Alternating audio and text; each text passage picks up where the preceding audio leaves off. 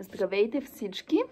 Това е моя трети клип, в който трети клип ще ви покажа някъде около двудневни покупки. Покупки за 2 дни, които не са нали храна, ами дрежки и неща за вкъщи. Като покупките са, има 2 неща от магазин, втора употреба магазин Магия в Русе.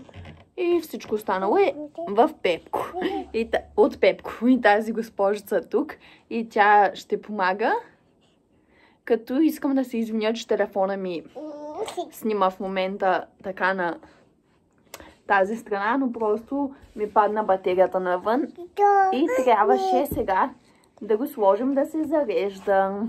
Затова снимам така, защото по друг начин няма как да го подпра. Така, нека да започваме, да не губим време.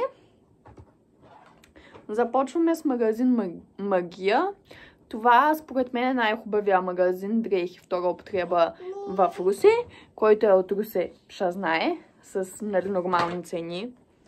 И само, че онзи ден, когато ходехме, си харесах само неща за детето, за госпожицата, които неща са едно боди с дълъг ръкав, на което пише Girls can do anything.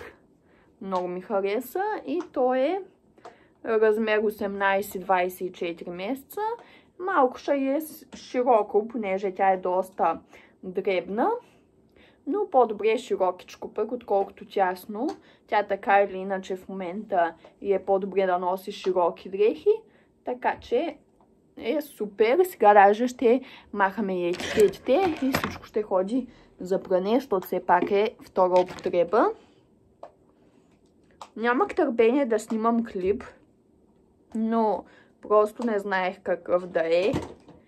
И като цяло добре, че сега ми хрумна да снимам тези покупки. Така, само да събера етикетите, да не цапаме. Така, първото е бодито, което го отделяме за пране. И второто и последно нещо, разбира се, от този магазин Магия. Не, Вики, не. Е едно якенце. Не знам как да ги снимам, просто ако седна тук на леглото. Ето го якенцето, което също ми се струва по-големичко. И си е с цип, с копчета, така тик-так. Пише си от година и 5 месеца до 2 годишни.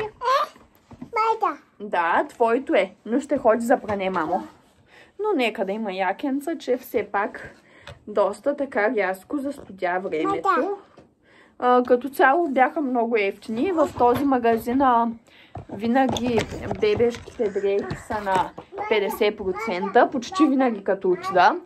И беше много ефтино, но забелязахме на касата, че и тук някъде имаше дефект.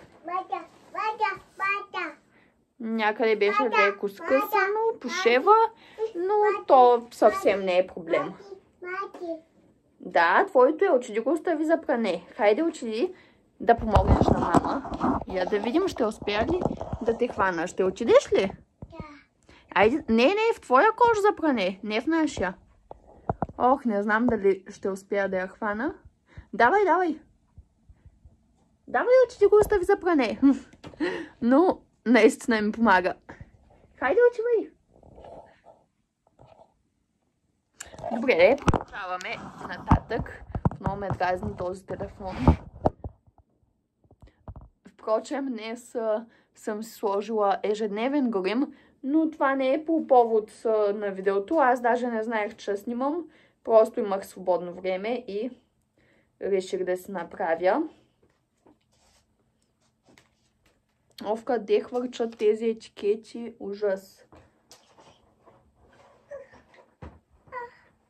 То не е етикетите, ами ето тези малките неща от етикетите. Така, отиди остави якенцето за пране. Ще отидеш ли? Сега продължаваме с торбата от Пепко. И да, те не са много неща, така че най-вероятно клипчето ще е 5-6 минутки, но нали, такъв ми е бил бюджета в случая.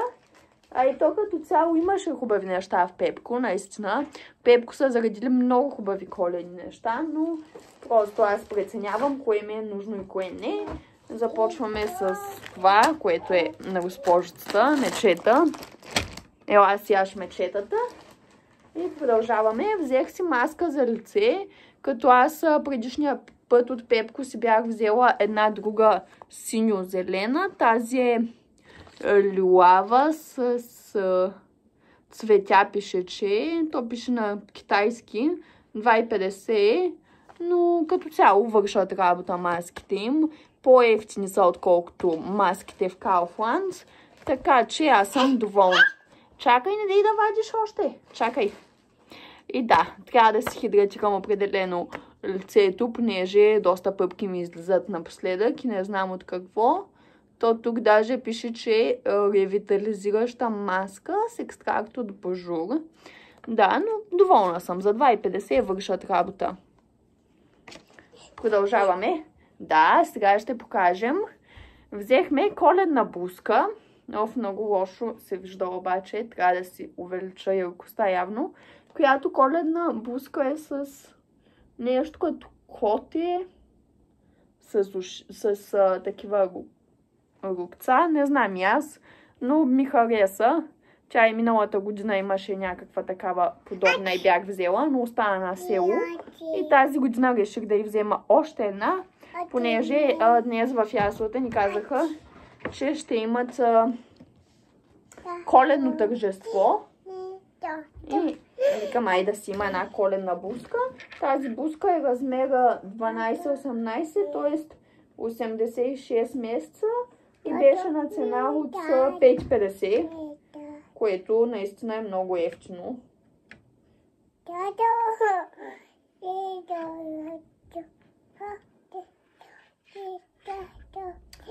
Много мразя, като се забивате и тия малките на етикетите и не мога да ги извадя. И само при мен ли се случва така, не знам.